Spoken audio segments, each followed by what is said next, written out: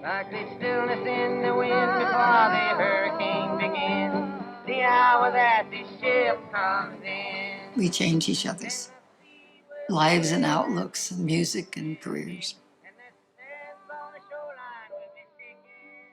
I'd gone to see him at Gertie's Folk City in New York City, and I saw this tattered little shamble of a human being up there. She was spouting out these words, and I was just transfixed. I remember being at a party, and he had just written Hard Rain. And he was singing it like a normal person with a bunch of people sitting around. Not normal, but because, I mean, normal people don't write stuff like that.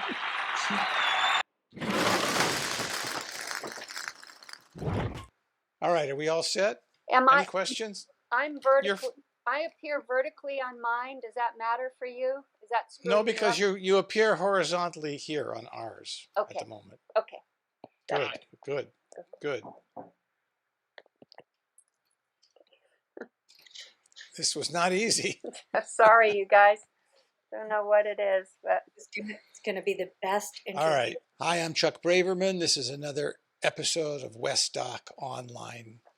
We are featuring a terrific film today, and we have the three directors that are our guests, and we will introduce them in just a moment. Before we tell you that this program is brought to you in part by Real Screen Summit, which is coming up January 29th to February the 1st in New Orleans. I've been going for 20 years. If you're a filmmaker, you ought to be aware of this and register to go. You can go to our website, westdoconline.com. Click on their logo at the bottom of the page. It'll give you all the information. We're also using Riverside, which is a way we're recording all four of us on separate feeds, and it'll give us the best quality possible. Click on that link and you can get a discount to Riverside. Today we are featuring Joan Baez, I Am a Noise, feature documentary directed by Karen O'Connor, MIRI, NAVASKY, and MAEVE O'Boyle, all in different locations. Hello to all of you. How are you? Good. Karen, you're on the shaky cam. Where are you located? I'm in Massachusetts on the shaky cam. Sorry. And MIRI, oops, where are you? I'm in New York. MIRI. Steady cam. And MAEVE? I'm in Dublin, Ireland. That's the magic of what's happening today on the internet. So your film I watched again last night, and what's so amazing to me is, I don't know if it's me and my short-term memory loss or the fact that I now see, it was like watching the film for the first time. And it was really enjoyable and emotional and a terrific film, and I can't wait for it to be released by Magnolia soon, as I understand. And all about Joan, and it's a very unique film because it's not your typical documentary, as you well know. It's very intimate. It's got facts and details from Joan that I certainly didn't know. But I do want to preface this conversation by saying Joan's probably my favorite singing artist of all time, because she knows how to, or maybe she doesn't know, maybe she's just doing it. But when I hear her sing, I become emotional on most of her songs. She has a special quality in her voice and her presentation, which you can't teach, I don't think, and it's not in too many other people. And if I could have $1 for every hour I've listened to Joan Baez's music, I could retire, I guess. Where do we start? Karen, I understand you were the one that had the relationship with Joan to get this project going. I mean, how did you happen to have a relationship with her, and how did the project get going? Yeah, I met her back in around 1986, Chuck, for a little PBS TV thing I did. We hit it off. I became friends with Joan and her team, and then family, and close friends during the 90s, and then for now 30 plus years. And then around 2013 or so, 13, 14, we there was something we were generally talking about. Is there something to do as a documentary? MIRI and I had made lots of films together before then, MAEVE 2. And then around 2000, I don't know, sometime after that, Joan started talking about potentially a last tour that she'd really kind of had. It was time. She'd always promised me and another friend to tell her when it was time to hang it up. And we didn't necessarily think it was time then, but she was seriously thinking about it. So MIRI and I began to think about whether there was something to do with following her, whether she actually did quit or not. There was something potentially interesting about following a woman who'd been famous for 60 plus years coming to the end of a music career. So we kind of persuaded MAEVE to step in at some point, and we all began what we thought was potentially going to be a verite film about the final tour, about following her fly on the wall immersive on the last tour. And then that all shifted, evolved over time, because about halfway through that, Joan she was always ready and willing to do the film, but really stepped in even more. And when we got the keys to the storage unit, everything changed, and the whole kind of potential and the film was cracked open in a new way that MIRI and MAEVE can kind of maybe take on. You're all three credited as directors. How does that work, and how do you divvy up when you're directing, or what are your jobs specifically? Is that a fair question? Yeah, I mean, I think it kind of it broke down a little bit naturally. Maeve is an editor, so I think she had co-directed her last film before this. Is that right, Maeve? Yeah. And wanted to kind of do a little bit more directing. I think this film was it was really the three of us. We did not have a lot of help at the beginning, so given the massive archive and the massive amount of filming we were doing on the road, it was amazing to have Maeve there to be able to edit while we were shooting and see what was working and what wasn't working. And I probably took on a bigger role in the archival piece of stuff than I would normally do. And Karen had the relationship with Joan, so that the interviewing and that piece of it was primarily her. Is that correct? Yeah, I did the heavy lifting on the interviews. MIRI took the heavy lifting on the archive, and MAEVE editing, but it was obviously collaborative and lots of blurring of those roles. But yes, and three eyes on it at all times, but also a shared aesthetic, I think, at the very beginning of kind of what our large ambitions were for the film, Chuck.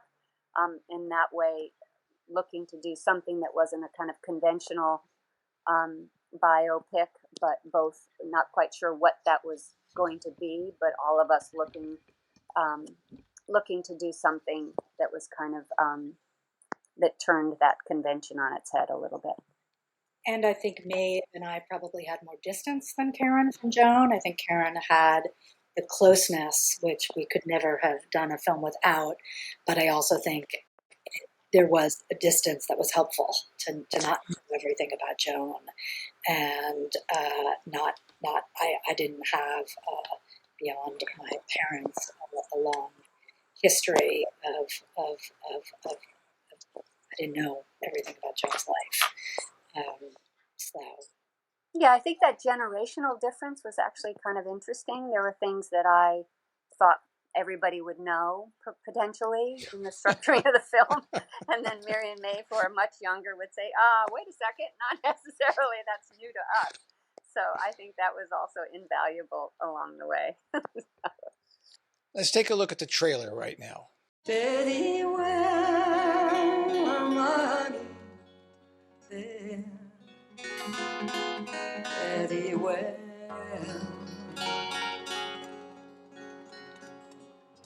Very well. I don't think anybody at a young age who gets famous has the slightest idea that it'll ever end. I've always said I wouldn't want to do a farewell tour because people who say that always come back. Maybe it'd be nice to celebrate 55 years of it. Here she is, man. Miss Joan Baez. It was the right voice at the right time. It just shot me in another whole stratosphere. What does fame mean to you? What fame actually is, I don't really know because I don't consider myself famous. I think there's a difference in being well known and being famous. If I could write my entire history, whether it has anything to do with facts, nobody will ever know because we remember what we want to remember. The panic attack stuff started early, and then the anxiety just heightened and heightened. I walk out on the stage and they said, "Oh, she looks so peaceful." Exactly the opposite of what was going on inside. But I was aware that there were sorrows way greater than mine. Nonviolent action was what I was born for. I knew that I belonged there. And then Dylan showing up. Well, I'll be damned. Here comes your ghost again. I was just there riding the wave with him. I think Dylan broke my heart because it was so shattering. That I admit. And I was really addicted to the activism. There's no way I could have been intimate. And I didn't know that yet. I'm not very good at one-on-one relationships. I'm great with 1 on 2,000. Ain't gonna let nobody turn me around and no, turn me around. There'll always be some regret no matter when I quit. Turn me around, keep on walking. Demons still come and go a little tiny bit, but not the way they used to. Gonna build a brand new world. Somebody asked me which decade I like. I said this one. Ain't gonna let nobody turn me around. Well, I mean, it was an incredibly vast project, and for a large portion of time, it was just the three of us. And so, in a way, of course, we overlapped roles as well, but we also shared things. And so, it really was kind of, a triumvirate and a joint effort in that regard. From the editing perspective, obviously, it was a challenge for me. In that, obviously, most of the time when you come on as an editor, you have a remove from the subject intentionally so, and that wasn't the case in this film. And it was an interesting part of the process because obviously I got to know Joan and I understood her and I understood kind of, who she was, and it kind of had positives and negatives for me in that sense, and that I think it was positive in the sense that I understood her and knew her on a deeper level. So I knew what mattered to her to some degree, and that informed the edit, of course, and the storytelling. But I also I just didn't have that remove that you normally would have in the edit. So that was kind of an interesting duality that was going on throughout the entire experience for me, because we were in the field shooting all the time and telling that story, and then I was back in the edit, and so it was kind of sharing the two hats.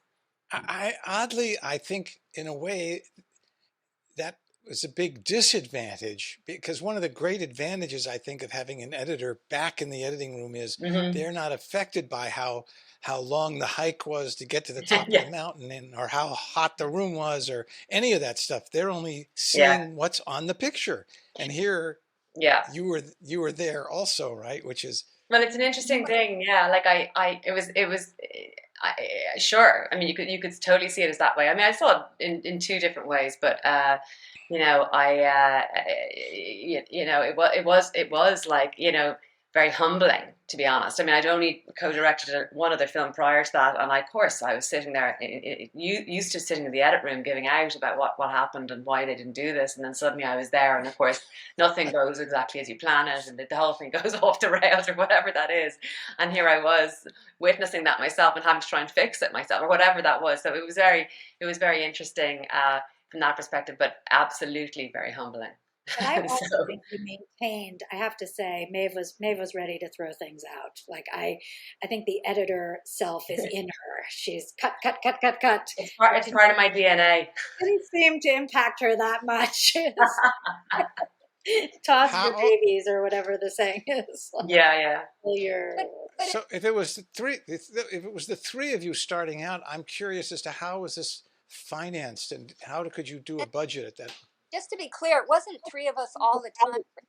Like, I did a lot of shooting on my own, and maybe like we were all together on the road. We would separate. It it wasn't this team going out for every shoot and things like that. So it wasn't it, and it evolved. I mean, that just it isn't, just to be clear, it was sometime we hunkered down once in California for a period of time, but then there were, you know, separate shoots and things like that where we weren't all together, and and doing different things. So but I think where we tried to be on the big stuff together as much as we could, and it was a big film. I mean, Karen and I have done a lot of films for Frontline. Maeve has done a ton of films. It was a different kind of film. It had both a contemporary edge and a biographical piece and a celebrity piece. It had multiple elements, like so many animation, art, audio tapes, journals, diaries, contemporary interviews, and music. It just, each one of those elements had their own arc. So there was never a shortage of someone to take charge and direct an arc, a piece of stuff. And so we tried to divvy that up in as best as we could. Somebody take these old 1/4-inch tapes, and what is the best narrative there? Somebody take these therapy tapes. What is the best narrative there? Somebody look at the diaries. And we also had to break down her life in these little chapters. And then we had the contemporary story. So, you know, there was a lot, but I agree that lack of distance probably it was tough. I think we all needed a little bit of it. And so despite the fact that I'm a huge fan of Joan, I must say I learned a lot about her that I did not know, and I'm assuming that most of what was revealed in this documentary was new information. And I wonder what kind of conversations you had internally and maybe with Joan about, is it okay if we talk about, I mean, some of the issues were pretty personal and pretty intimate and pretty revealing and pretty amazing. We did. We had many conversations. The three of us had lots of conversations, and then obviously with Joan as well. And Joan and I had conversations and kept revisiting it, and it changed.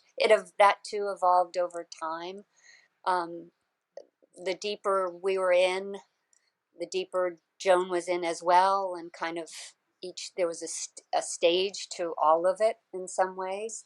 But we did, as Joan's friend as well, beyond, you know, filmmakers, also, are you sure? Do you really, you know, potentially some of this can change your legacy? Is that what you want? Is it how to handle material that she hadn't ever talked about publicly? There were many conversations about it, and then for MIRI and for Maeve and for myself, how then to handle it within a film, so that it all kind of had context and was a part of the film as well. But yeah, lots of conversations over time about it all. And Joan was ready at this point in her life to, I've said it before, and she said it in interviews, she was ready to open up about some of the things she'd never talked about before, Chuck, and she was ready, in her words, to kind of leave an honest legacy, and wanted to do it under this kind of, with us, under these conditions. It seemed like the right time in her life with the right team to kind of be really vulnerable and unguarded and really revealing in ways that she hadn't been ready or wanted to before. It was very gutsy, I think, on every level for everybody, especially for her. And it didn't feel exploitive in any way, but it certainly was revealing. But I want to go back to, because a lot of filmmakers watch this series about financing, because this is not a cheap show. I don't know how many pieces of music alone, the budget for music alone was in the 6 figures, I'm guessing. But so how did you finance this project? I mean, I noticed you got Josh and Ben Braun and the submarine people are involved. Were they involved early on, or did they not come in until later? Or give me a clue as to what you were thinking about Actually, financing? they came on very early thanks to an introduction to Josh by Doug Block, who knew MIRI and I had through funding and private funding done a little filming. We did a little sample reel with MAEVE's help. It was all sort of speculative early in the process. We showed, thanks to Doug, we had a meeting with Josh and then Ben Braun and kind of talked about the film, and then Josh and Ben signed on very early as executive producers, Mir. Is that right? Yeah, and yeah. And then, Well, and Maeve was the editor on 112 Weddings by Doug, right? Yeah. No, Doug and I go back a long way. And I did a whole Westdoc episode with Doug. I'm sure. Yeah. So you have to watch that. Yeah. But so I'm still getting back to the curious part. If I'm a filmmaker sitting here watching this, and I know I want to do a show about XYZ, and they've recorded 100 songs, and my first call to the lawyer representing the songs is, off-putting financially. How do you? Well, what did you do about financing, if I can ask? Well, we were lucky too. Not immediately, but along the way, we had private funders who helped, and then the Federated Indians of Great and Rancheria, who are long admirers of Joan's and with whom she worked, also stepped in as major funders. Which actually the film wouldn't have happened without them. Well, I noticed their credit, and I was wondering why. But in terms of music, we started with, for instance, Jeff Rosen, who is Bob Dylan's manager. At the very beginning, we figured we had to set an FMN rate that Jeff might help us with that at the very beginning. Well, that's a favored nations rate. Yeah, and so that was a huge step for us in the process that we figured, and with Jeff's help, if we could do that, then we could kind of then piggyback that with other companies. So MIRI and Chris Robertson and I, and Maeve, you weren't involved so much in that. So much, no. And then a lot of people, out of regard and kindness to Joan, gave us favors. Steve Earle, Pam and Harry Belafonte, Mary Chapin Carpenter. We were able to use the regard that people had for Joan. Sometimes it worked, some not, but it made that was our way in. That we just thought, okay, we'll just try to do what we can to keep this as personal as we possibly could, and kind of rely on the kindness of people along the way, which was true with music, which was true with photographs, which was true with some of the archival footage. Not everyone by any stretch, but it was a huge help that allowed us to kind of keep building along the way. MIRI can say more about that, because you had to deal with a lot of the archival licensing. It's a hard world. I can't tell anybody who's like I was blown away by the cost and the length of time it took, and that independent film world, it was new to me. So for me, it is just, I think we came in at a very tough time too in documentary filmmaking, where funding is difficult. So I found it quite hard. And a lot of your energy is going in different directions. When did Magnolia come in?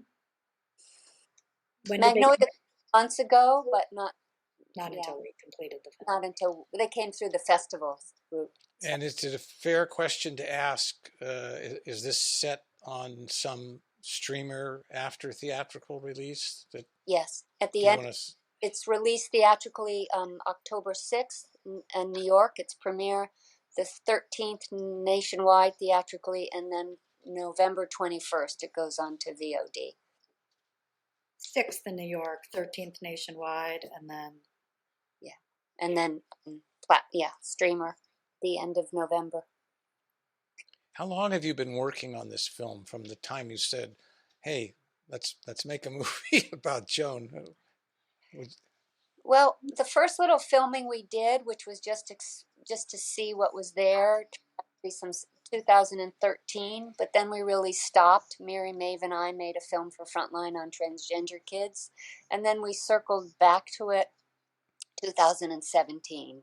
So I'd say 2017, and then obviously the pandemic and 2 years stopped lots of things along the way, but it was much longer than any of us ever imagined.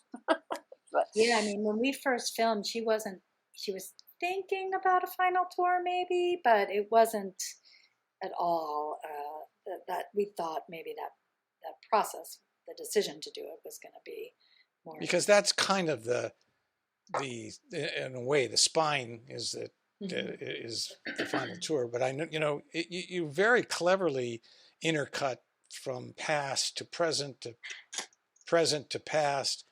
I mean, one of my favorite cuts in the film is where she finishes a number contemporaneously, and then you cut to her saying thank you from a concert 30 years ago and gets you back in time and space. And well, we worked very hard on the weave of the past and present. It was one of the things that we spent a lot of time on, and you know, inevitably, because we, you know, uncovered her storage unit, we were able to kind of bring her personal archive to light, you know, to life, and that really enabled us to use more creative transitions from past to present, I think, and it really enabled us to kind of do parallel cuts and things like that were kind of interesting to do.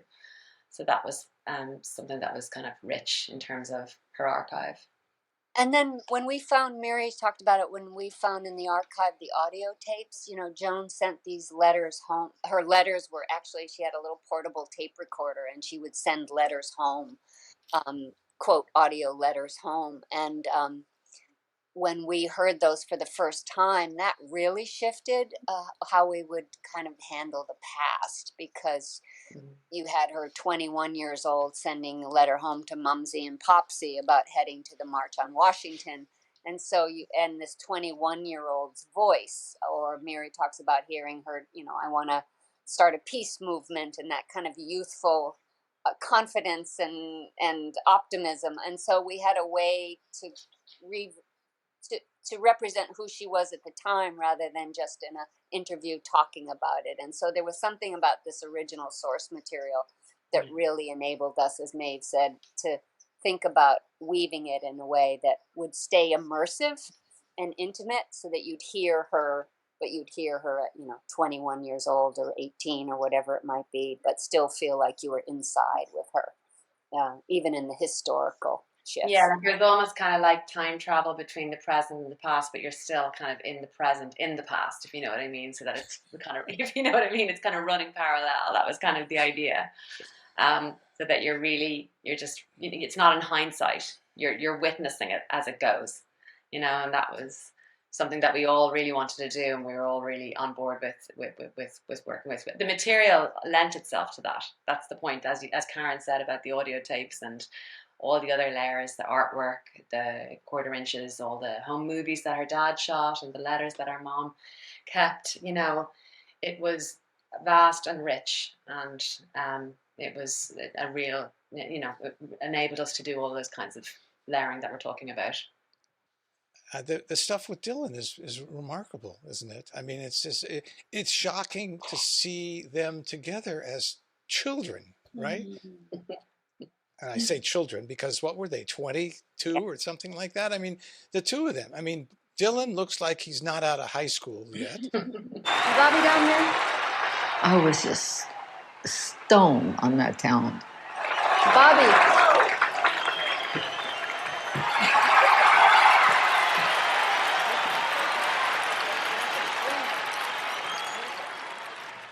I remember very clearly driving around when I was driving to my own concerts, and I'd introduce them on the stage, and the audience would go, ew, and I'd say, listen to this guy. It didn't take very long for them to listen to this guy, you know. And she is not much older, and the story is sad but wonderful at the same time, right? And you can feel the creativity coming out of the two of them. Yeah. You do. I love the innocence of it too. You just do feel these two young people on the verge of this kind of, Joan already famous, and then the young Dylan that was just incredible to see. I mean, I love when Joan says, "Oh, he was just a person then." You just this idea of this this guy so excited and so happy, and no, it's quite remarkable seeing it. It is amazing. And then Joan's impression of him, and all just the relationship, that time travel with the two of them is kind of amazing. That was a big thing, how much of Dylan to have in the film, where he should go. Yeah. You had to have Dylan part 1, and then we needed the breakup part 2, and you needed distance between them, and how much could you take, and so a lot of time went into. Yeah, and you didn't want to overemphasize the Dylan either. You wanted to, Right. Parse it out so that it's not overwhelming, the other story strands and all that kind of stuff. So, But it is a great story, isn't it? Yeah. I mean, and you can see it happen in your film right there. Yeah. And then she helped so much with it, because she was so ready to, just be completely there and honest and talk about what he meant to her, and then the demoralization moment and the breakup. It's just kind of, it's extraordinary to hear her just sort of also be so honest. I happen to love when she talks about hearing him, at Gertie's for the first time, and they're at a party, and he's playing Hard Rain. I guess Hard Rain, is that what it is? Yeah. And Hard Rain's gonna fall like a normal person, and then she says, well, no, nobody normal would write something like that with such affection in her still. It's just, she's blown away by his talent, and I think he was just a huge part of her life. You can see it in her house. He's omnipresent there. He's, That was surprising to see that there's a huge portrait of him on a wall in the back. That's a current-ish portrait, right? Yeah. I know. Really? We happened just to say she was really painting all these portraits at the time. If you look below, Emmylou Harris is down below. Like, she was doing a whole celebrity portrait period. And so when we were filming there, Dylan, that was her big Dylan. She had just finished. She calls him Old Happy Face in that portrait. He's not there now. He happened to be there along with, I think, MLK is above the mantle, and that was her celebrity portrait period. So. You made a decision, apparently, when you did any interviews with people, to use natural light only. How did that come about? Again, wanting the fly on the wall, to not make it curated and stylized, just to have the feel that you were on, verite, really with her. Challenging sometimes without, lights that we could control, but overall, even the concerts, even all of that, we wanted to just stay as much as we could, just kind of feel raw and not so finished in that way. I also think we held to it. And a practical decision. I think we wanted to be able to pivot easily and be inside her life without having 2-hour setups or whatnot. There's a scene, I think it's in Paris, you can tell me if I'm wrong, where she's in a hotel room and she's just sitting on the couch and she can hear drums outside. And then next thing you know, she's out dancing to the drummers. And my question, that's wonderful.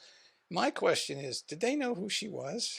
Yeah, that's a good question. You see, they all of a sudden there are all these cameras there. So I guess they did. She was at the Olympia, and it was a 10-night sold out concerts. Down the street. And she's big in France. She has the Legion of Honor. She's bigger in France. So. But they seem to kind of ignore her or not be totally aware for at least a moment. I think some people knew and some people didn't. I think it was a mix. The woman knew, the drummer, the lead. Oh, they were thrilled. They were thrilled, yeah. But it did look like a mix. It looked like some people had no idea was, and then some people were just following it because other people were filming. But she did 10 nights sold out at the Olympia? Yeah. And every time a standing ovation and absolutely massive crowds outside, when she was leaving, she, as Karen says, she seemed absolutely huge in Paris, right? Yeah. Big following in France, yeah. Do the three of you have any plans for any other films together going forward, or are you working already on 6 things? It's already on. Yeah, no, just kidding. What'd you say, Mary? It's already filmed. I'm already working on another project. You know, I'm working on another film at the moment. Is that the Oliver Sacks project? Yeah, how'd you know? Just took a guess. Awesome. I bet I know how he knows. I do my research. I think I know too. Okay. MIRI and I are still, the film is just coming out, so as you probably know, there's just a lot of work for the premieres and the promotion and all the rest of it. So MIRI and I are on that, and I will see. I mean, I'd work with MAEVE anytime, and MIRI and I have worked together forever. Whether the three of us probably need a break together for a while, but I would work with both of them happily anytime, any place, on anything. So. Yep. How did you have like a big board with 3x5 cards somewhere with all the scenes, and is that how you Yes. Oh yeah. put the clips together, you know? We did. I mean, it was an interesting process because we had, we had our contemporary footage, which we storyboarded, all the different concerts and all that kind of stuff. And then we were trying to parse out her life. And so we had these different periods of her life, and we wanted to be able to move them around, but we also had to tell these little pieces of her, you know, coming of age, her psychiatric break, we had these little tools that we used, but we didn't want to get too locked into them also. Dylan 1, Dylan 2. But the storyboarding kept breaking down and then going back up and breaking down and going back up. We would use the source archive, as a kind of like, in a way, we would go to it and see what we had there. It's something that we could pull from and see and weave, and it would help us and also just really bring the story to another level. But it was a really, complicated process, I guess, leaning on that at times. And we kind of structured each pod so the art had a dramatic trajectory, the letters had an arc, the photo, everything had to have a beginning, a middle, and an end. Like we wanted there to be dramatic trajectory in everything. So that was also, somebody would be looking at the audio tapes not just to what to use, but what was the dramatic arc in that, what was the trajectory of the telling from Joan Young to later. And anyway, the other thing I would talk about that was a huge part in the conceiving of the film and how we built it was Sarah Lynch's composer.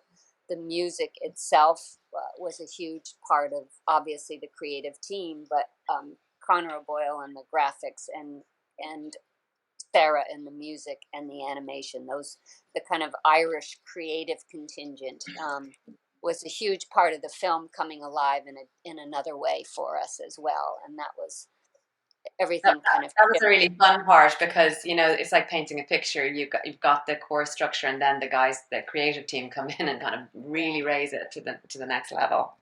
So that was remembering pulling. We went back in and got all of her archive beyond her, the interviews, archival interviews, and trying to line all of those up, and how much of the story could you tell by not any contemporary interviews, but all the archive interviews from the time, which was, I think a great thing to be able to do. We also hit COVID, so we had a lot of time, not out in the field, which was probably good. I just remember coming home from a late night screening a couple of months ago and turning on Diamonds and Rust on my car. I was the only one in the car, and I turned it up real loud, which I can't do when my wife is in the car. And I remember being on the freeway and hearing her sing Diamonds and Rust and going into it was almost scary, hypnotic mode because I was driving 75 miles an hour on the freeway. And it took me to a totally different place, which she does anyway. I think you guys have done an extraordinary job and quite unusual and not the normal musical biopic in any way, shape, or form. And thank you so much for being guests, and I wish you the best on this film and all your future projects. Thank you. Thank you, Chuck. You.